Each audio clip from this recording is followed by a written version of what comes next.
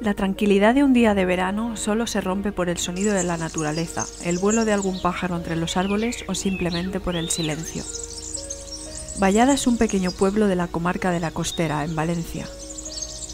En su término municipal, dentro de la zona del barranco de la Saraella, la cuerda del castillo forma una gran barrera de bloques calizos que quiere unirse al peñón por la Peña del Águila, nido habitual en otros tiempos de estas aves tan estimadas. El peñón siempre impone su majestuosa silueta. El bosque, hoy recuperado de incendios pasados, muestra de nuevo su vitalidad. El entorno en algunos rincones de naturaleza salvaje no puede dejar a nadie indiferente. El lugar merece ser querido y respetado por todos.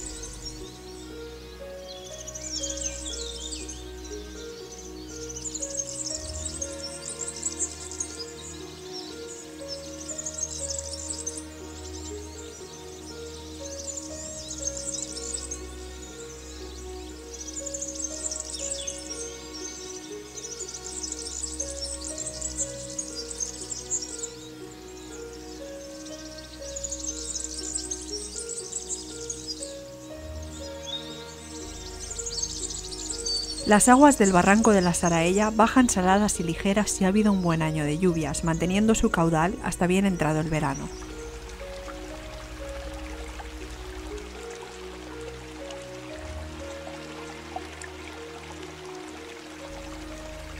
Para situar este paraje en el entorno del túnel del Sumidors, haremos un breve recorrido para conocer las aguas que están implicadas en el origen de este río subterráneo.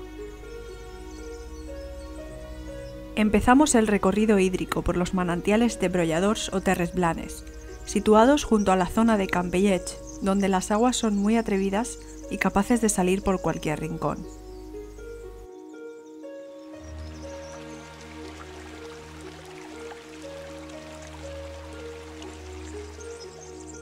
Tan solo haciendo un agujero en la tierra, el agua puede brotar sin problemas. Todo lugar es apropiado para su salida, sobre todo si la época de lluvias ha sido buena y por tanto el nivel freático se encuentra elevado.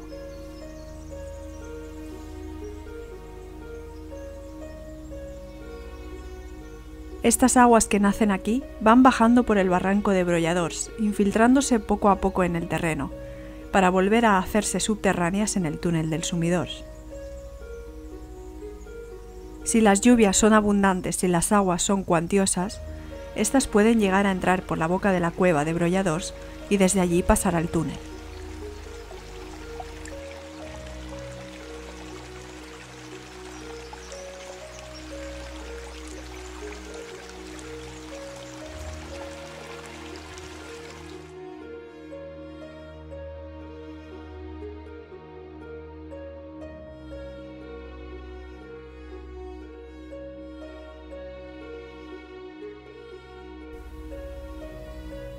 La cueva de Brolladors es el origen conocido del aparato kárstico del túnel.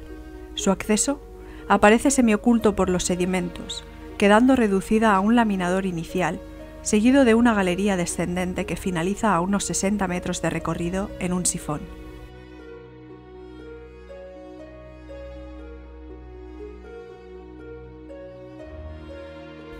Este sifón final no se ha podido explorar hasta ahora, aunque la sequía sí nos ha dejado ver la señal de que es posible que continúen las galerías inundadas más allá.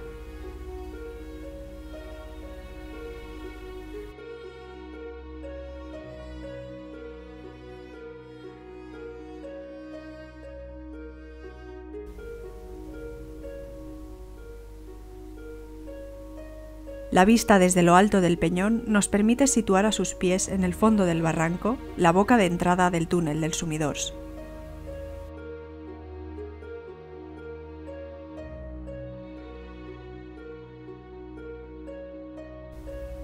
El túnel del Sumidors es el conducto cavernoso de mayor desarrollo de este sistema. Se accede a él por un pequeño pozo. En sentido aguas arriba nos muestra una galería de unos 500 metros por donde fluye un río de agua dulce y perenne. Desde la boca de entrada y aguas abajo, presenta un recorrido aproximado de unos 800 metros, con el curso del río mucho más accidentado que el anterior, con algunos saltos y desniveles importantes.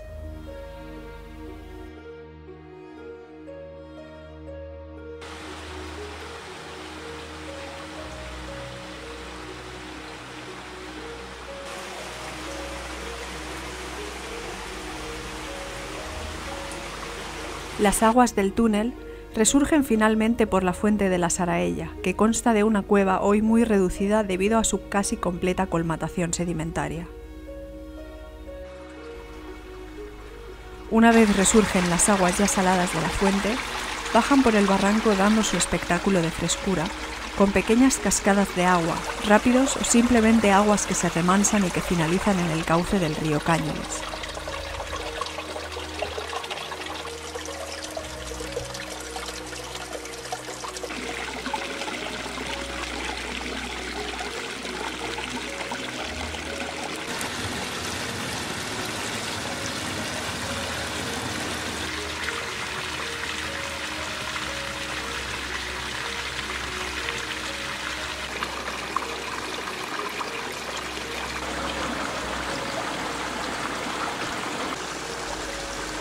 Este sistema de cavernas, en su estratigrafía, se asienta sobre un afloramiento diapírico de materiales triásicos del Keuper, sobre todo de yesos y arcillas, que con una extensión de unos 3 kilómetros cuadrados se abre paso entre los materiales más jóvenes, generalmente rocas calizas del Cretáceo. Aunque el sistema hidrológico de Brolladors, Túnel del Sumidors y Saraella dispone en la actualidad de una protección ambiental, tendríamos que conseguir que todo el entorno fuese un lugar de respeto y valor.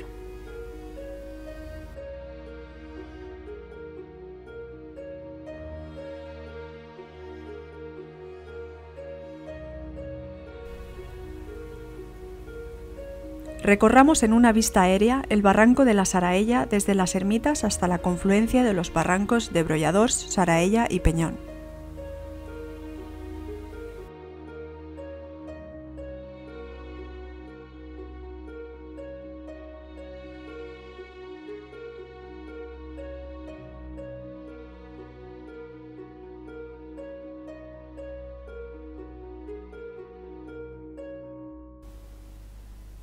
En esta zona, en el fondo de una de las dolinas, se abre la boca del río subterráneo del Túnel del Sumidors. Esta boca se encuentra a mitad de camino dentro de su recorrido, seguramente debido al hundimiento de la galería y posterior erosión. La caverna tiene un recorrido explorado aproximado de unos 1.300 metros.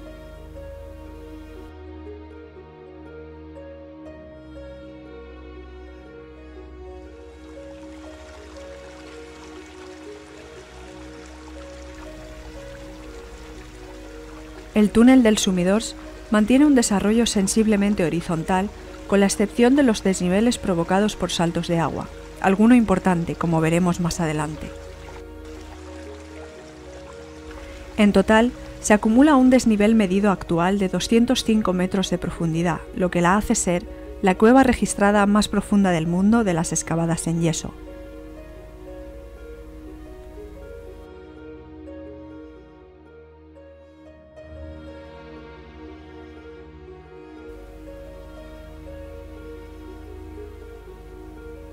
La alimentación principal de agua del aparato kárstico la forma el Valle Ciego de Brolladors, donde las aguas son recogidas por multitud de sumideros, y la propia cueva de Brolladors, que da origen al río subterráneo del Túnel del Sumidors. Una tercera cavidad, situada más abajo, completa el complejo hidrológico. Se trata de la fuente de la Saraella, surgencia que permite el retorno a la superficie del agua sumida en el subsuelo a más de 1 kilómetro de distancia.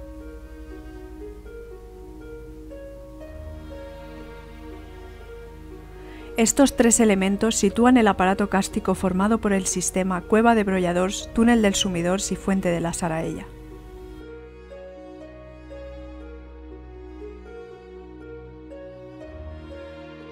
Vamos a entrar en el Túnel del Sumidors para ver cómo es por dentro.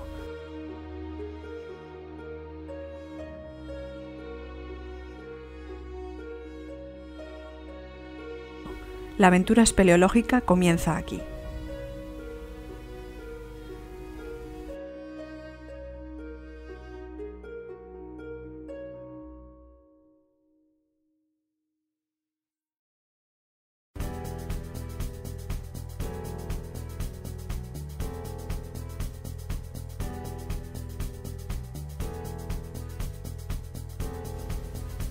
Nos dirigiremos río arriba en nuestro primer recorrido. Pasearemos por la galería principal, cruzaremos las galerías Altas Secas, la Sala Bancobao, la Sala Cabanilles, la Sala del Desplome y después el Laminador, la Sala del Barro y los Sifones. Llegaremos al final de nuestro recorrido río arriba en la nueva Sala del Bany de les Dones, que nos indica inequívocamente que la cueva continúa.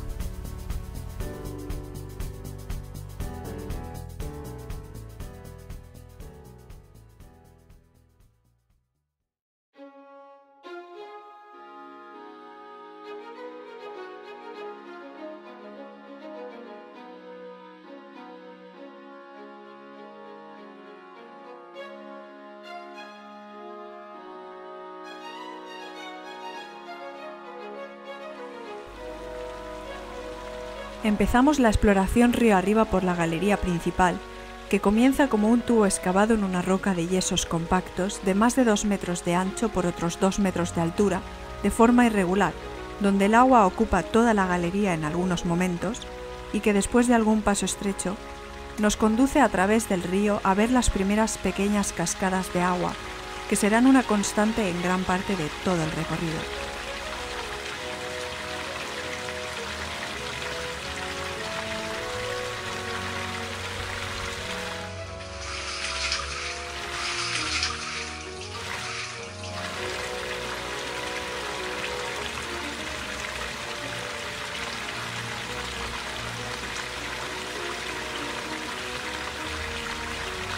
Las bonitas cristalizaciones de los yesos en las rocas empiezan a dejarse ver claramente en contraste con el brillo del agua.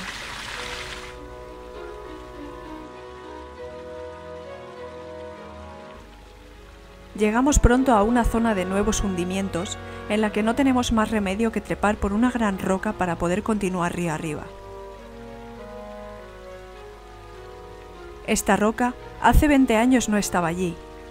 Los continuos derrumbes del techo y la inestabilidad de los materiales hace que en poco tiempo cambien puntualmente las condiciones geomorfológicas de la cueva.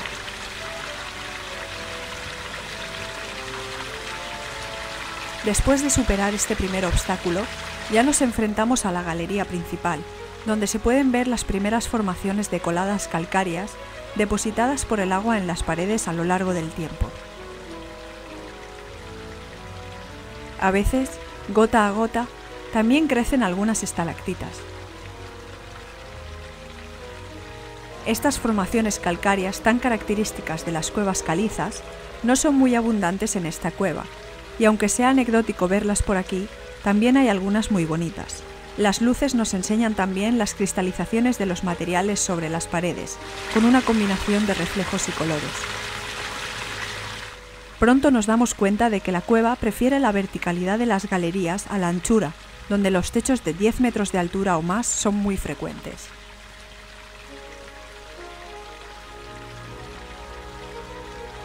El color de las rocas en ocasiones hace un espectáculo inimaginable, con ocres, dorados, rojos, negros, grises y todos los colores que podamos imaginar.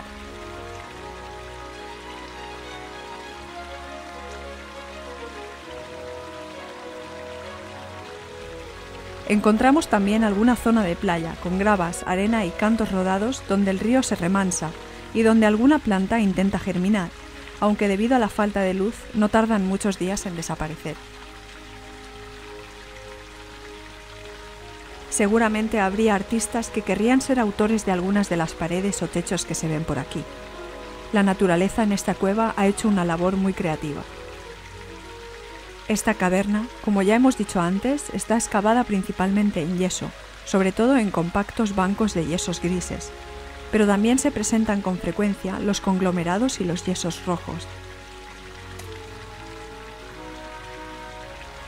El yeso es básicamente un material blando y muy soluble en el agua, inestable y frágil mecánicamente debido sobre todo a la fácil hidratación de sus rocas. Esto hace que hayan derrumbes continuos en algunas zonas de alto peligro. Generalmente, las cuevas que excava el agua en este tipo de material yesífero suelen ser de desarrollo horizontal y no tienen tendencia a profundizar mucho. El túnel del sumidor representa una excepción, ya que en la parte final río abajo se mezcla con estratos verticalizados, algunos de ellos de calizas, que han hecho que el agua perfore hacia abajo. Con ello, se ha conseguido un desnivel total hasta ahora conocido de algo más de 205 metros y que supone que el túnel del sumidor sea la cueva más profunda del mundo de las excavadas en yeso. No podían ser más expresivas las formas de las secciones de las galerías y de las paredes. Algunas parecen esculpidas por la mano del hombre, con formas imposibles a veces. Si nos fijamos, podemos reconocer en la pared un cuerno de rinoceronte casi perfecto. En el suelo, algunas formas curiosas calcificadas con capas de color negro, rojo y ocre que se parecen a los anillos de un corte de tronco de árbol y que nos muestran la huella de las épocas de sequía, de agua abundante y del paso de diferentes materiales. Recorremos la galería en algunos puntos estrecha y otros con anchuras que llegan hasta los 5 metros. La altura puede superar los 30 metros.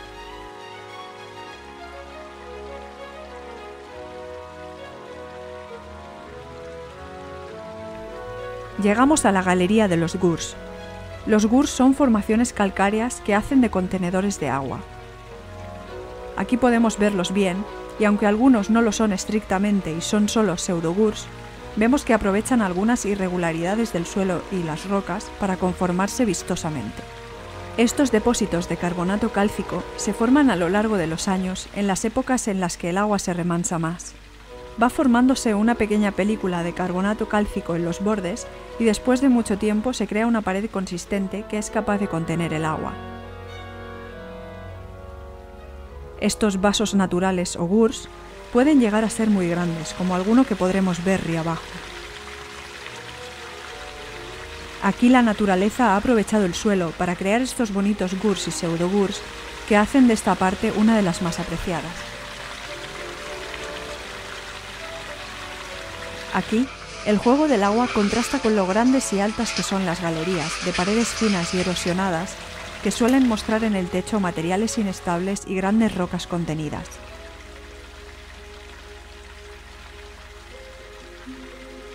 Hay momentos en los que la cueva se convierte claramente en un túnel, mostrando formas de sección redondas, algunas incluso en conductos superpuestos que nos indican cómo el agua salía de forma apresurada, con gran fuerza de excavación y de erosión. Los colores de los yesos por aquí son sobre todo grises y rojos.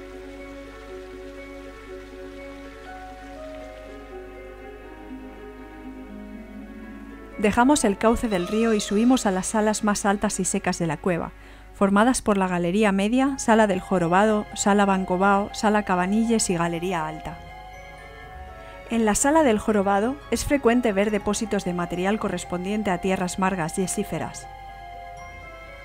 Tanto la Galería Alta como la Media son un mismo elemento y representan una parte de un cauce de río antiguo y diferente del actual, que circulaba a un nivel más alto.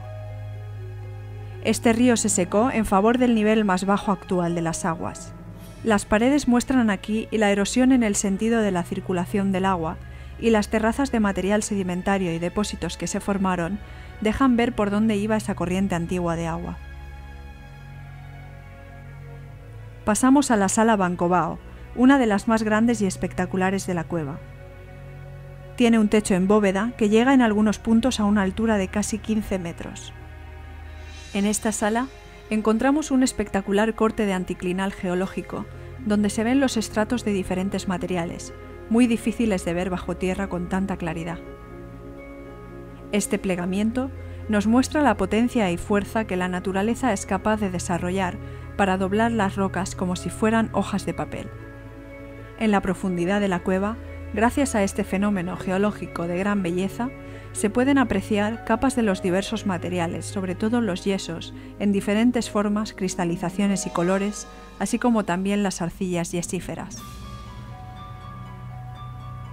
Si queremos llegar a la Sala Cabanilles, tenemos que pasar por una gatera estrecha y fangosa por donde iba antiguamente el río superior. Se pueden apreciar aquí las huellas del trabajo del agua, con rayas por arrastre de piedras y otras señales erosivas relacionadas con la circulación del agua y el tipo de material de la galería. Después de esta gatera, se abre ya la Sala Cabanilles, de grandes dimensiones, con una gran semicolumna de roca de yeso compacto gris que domina el fondo de la sala, así como un arco del mismo material que la cruza. Las paredes están formadas de materiales más blandos y menos compactos. Las fracturas que se observan en la roca del techo tienen que ver con el tipo de cristalización del material. La sala no es más que una prolongación de la sala Bancobao a través del mismo anticlinal visto antes. Llegaremos a la galería alta, compuesta por una sala alargada y abovedada muy seca, de unos 40 metros de longitud y 10 metros de altura máxima, por donde circulaba un antiguo río y que forma parte también de la galería media. En esta sala podemos ver algunos murciélagos a los que procuraremos no molestar. Aunque hoy son escasos, en el pasado sí formaron una importante colonia, como nos indican los abundantes desechos de guano que hay por todas partes. El impacto del hombre con la contaminación, el cambio climático y el uso indiscriminado de pesticidas han mermado la población de estos mamíferos hasta casi su extinción.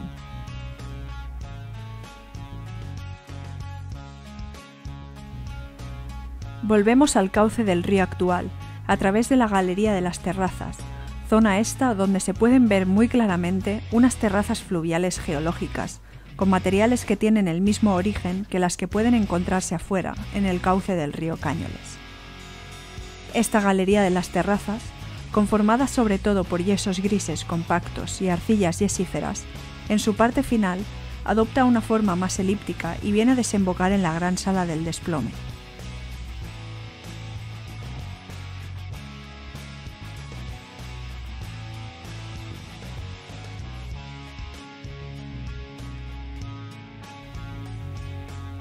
Difícil es imaginar los cataclismos causados por los hundimientos del techo y paredes, ocurridos a lo largo de cientos y miles de años en esta parte de la cueva.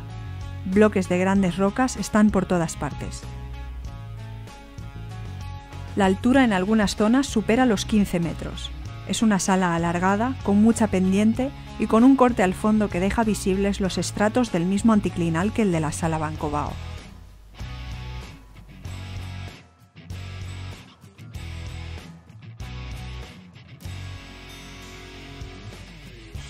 La ancha sala del desplome conduce a uno de los pasos más estrechos e incómodos de toda la caverna, denominado el laminador. Los bloques de la sala anterior, los estratos en disposición horizontal y la acción del agua ha excavado el paso a lo ancho, disolviendo los materiales más blandos que hay entre las capas. Podemos ver también algún invertebrado troglobio, como la escolopendra. Desde aquí, recorriendo una zona accidentada, estrecha, llena de hundimientos y rocas en posiciones inestables, llegamos al sifón de arriba, donde la galería se inunda impidiendo el paso.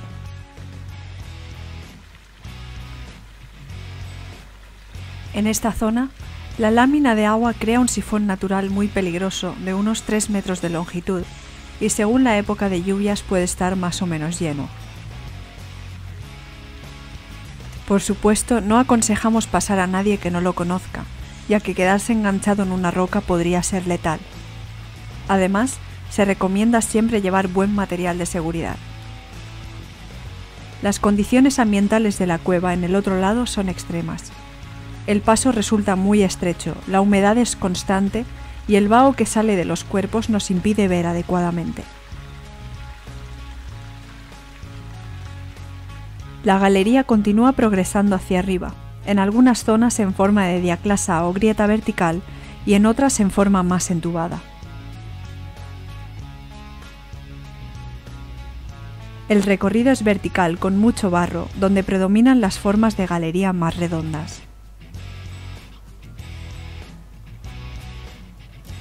Esta galería termina en una sala con las señales de barro hasta el techo, lo cual viene a indicar que cuando se producen grandes avenidas, se llena de agua y barro hasta arriba, rebosando por las galerías de acceso, hasta que el sifón anterior es capaz de dar salida a ese gran volumen de agua.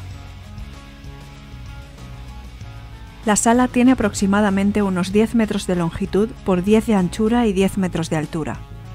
Verla llena de agua hasta el techo debe ser aterrador.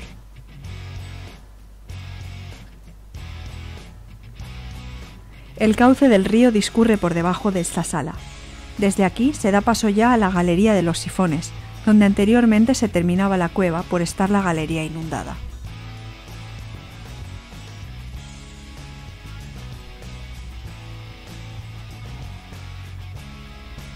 Nuestro recorrido nos ha llevado a descubrir y observar los efectos y las consecuencias de la sequía.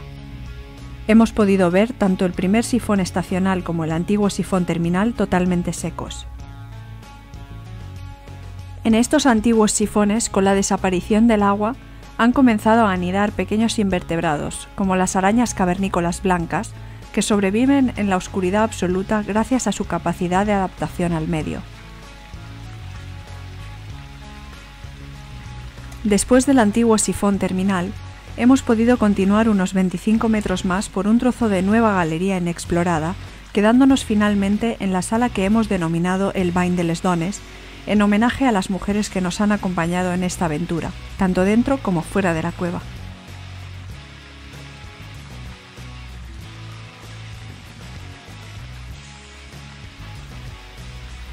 Ahora dejamos paso a otros y les animamos a que continúen explorando posibles nuevas galerías, que seguro conectarán con la cueva de Brolladors y otras más que posiblemente puedan ser explorables.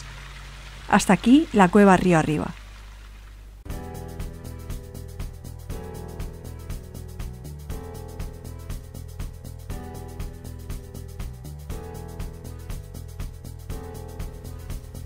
Nos dirigiremos en este nuevo recorrido río abajo. Transitaremos por la galería principal y sala del Salt, atravesaremos los sifones Sospedra y Agost, veremos la sala de las láminas y las marmitas, bajaremos las cascadas Llopis y Elorriaga y veremos las salas Sarp, Vilanova y Piera, Gesbe y Ceb, y finalizaremos el recorrido por la cueva donde una galería inundada nos impedirá el paso.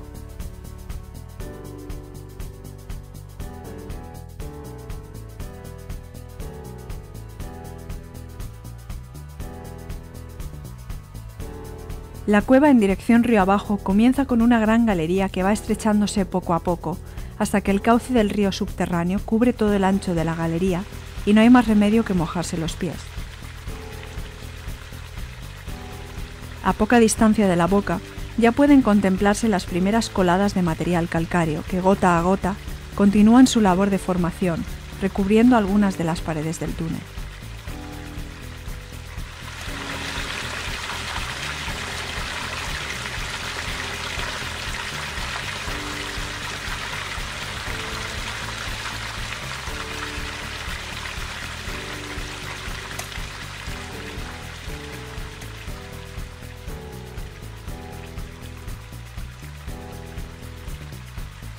Las formas diversas de las galerías, con algunas redondeadas, otras ovaladas o rosariformes, y la erosión fina del material, hacen un espectáculo muy atractivo.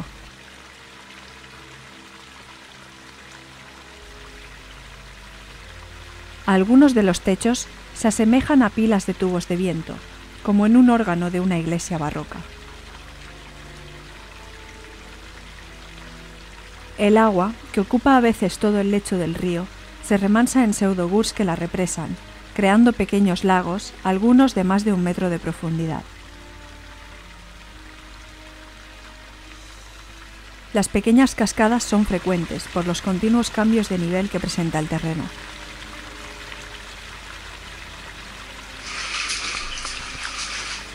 Todo el suelo está recubierto por una película cobriza de carbonato cálcico menos soluble que los yesos, mezclado con arrastres de arcillas y yesos rojos que le añaden más color.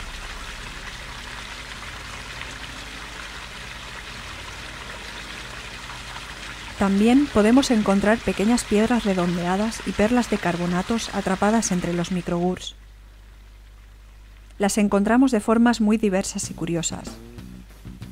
También las cristalizaciones de yesos que brillan por las paredes forman un espectáculo de reflejos de luz. Los materiales que siguen predominando en este tramo son sobre todo los yesos grises, siendo algunas cristalizaciones transparentes sobre las paredes insuperables.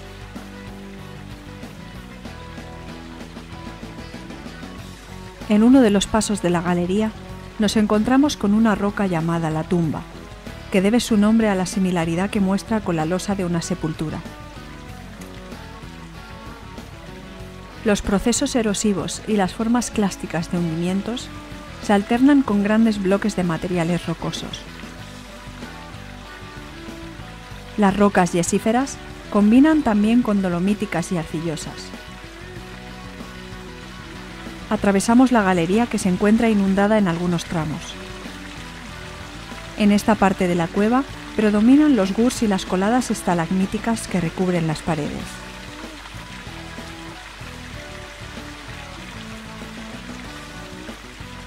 Llegamos a la galería, donde podemos ver un gran gur que forma un pequeño lago. La presa calcárea donde se remansa tranquilamente el agua del río tiene más de 1 metro de altura. Algunos de estos pequeños lagos han sido rellenados con abundante material de arrastre, cantos rodados y arenas que les han hecho perder su profundidad original. El río, cuando baja lleno, es capaz de arrastrar grandes troncos de madera que se pueden ver entre las rocas. Para continuar por la galería, tenemos que hacer un pequeño destrepe y ver cómo las formas de las secciones de galería van cambiando, entre ovaladas, redondas o muy irregulares, según la consistencia de los materiales. En la sala denominada del Salt, donde la galería se ensancha, tenemos que hacer otro pequeño destrepe para volver a bajar al río. Es una gran sala con numerosos hundimientos, llena de bloques, con una anchura aproximada de unos 8 metros y una altura de más de 15 metros. Termina con la galería totalmente inundada de nuevo, y por la que, progresando poco a poco después de varios tramos con agua o sin ella, llegaremos hasta el primer sifón de río abajo. En 1960, la cueva terminaba en el sifón Sospedra, de 2 metros de longitud, y que fue atravesado por primera vez en julio de ese mismo año. Un mes después, se consiguió pasar también el siguiente sifón, al que denominaron Agost. En diciembre de 1968, se excavó artificialmente un túnel superior de paso por encima del sifón Sospedra que los comunicaba a los dos.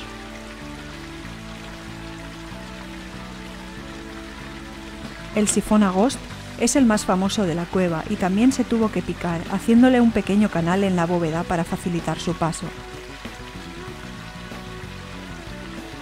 Actualmente, es un paso estrecho, pero no ofrece ningún peligro si se atraviesa con precaución y se evitan los golpes.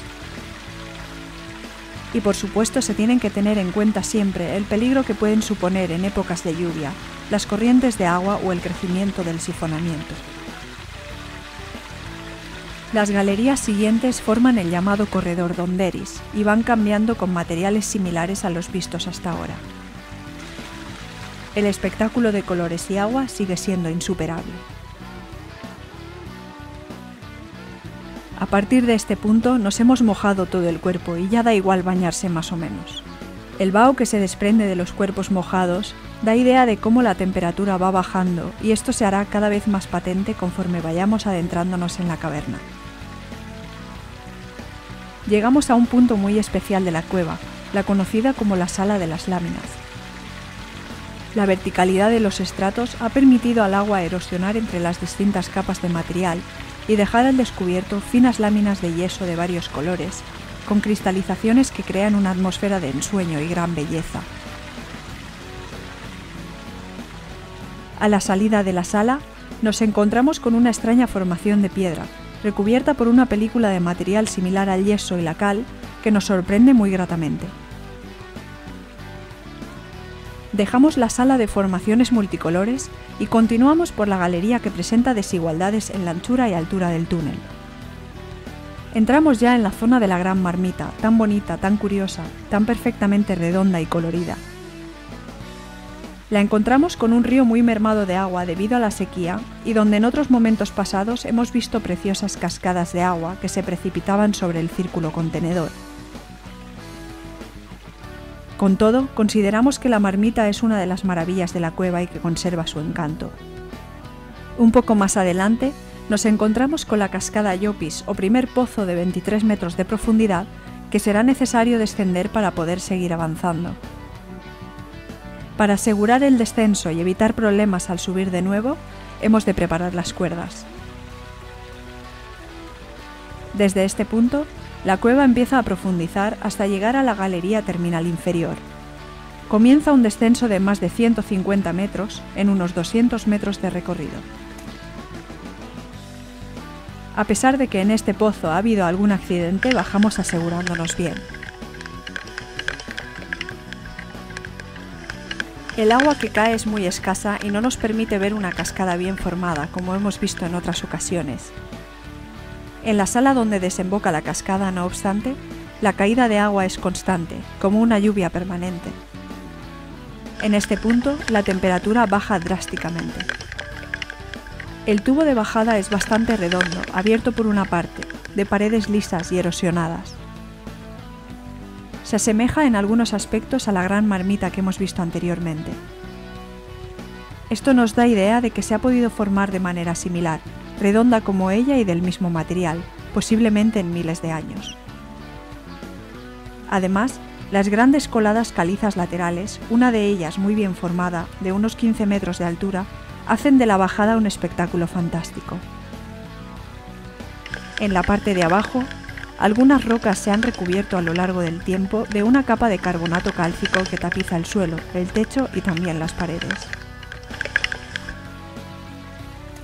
Desde la sala SAR, donde nos ha dejado el primer pozo de la cascada Llopis, continuamos por la galería hasta llegar al segundo pozo de 6 metros de profundidad y que termina en una gran marmita natural.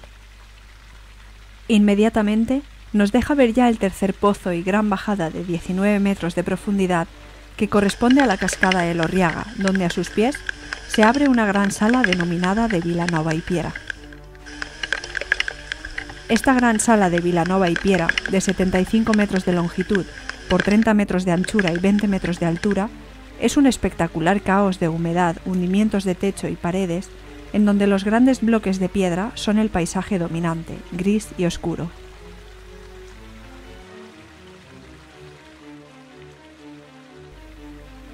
Después de salir de esta sala, se sigue por una pequeña galería hasta llegar a un sifón estacional.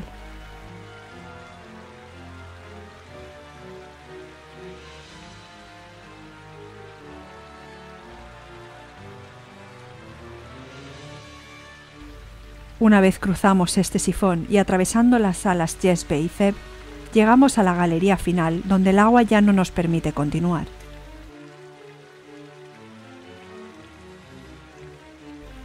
La galería explorada en este tramo consta de unos 40 metros de longitud y hasta de unos 10 metros de profundidad.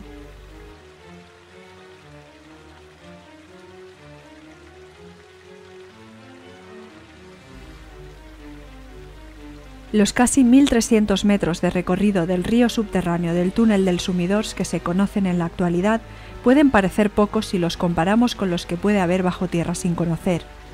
Las mediciones de la salinidad del agua en la Font de la Saraella que se han llevado a cabo hasta ahora indican que alcanza 40 gramos por litro de residuo seco, mientras que en el interior de la cueva esta cantidad baja a solo unos 2 gramos por litro.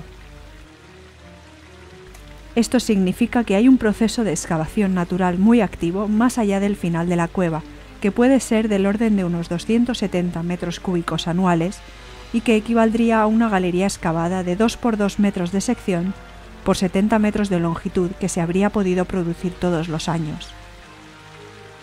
Teniendo en cuenta que esta cueva lleva activa miles de años, podría existir bajo tierra todo un mundo aún por descubrir.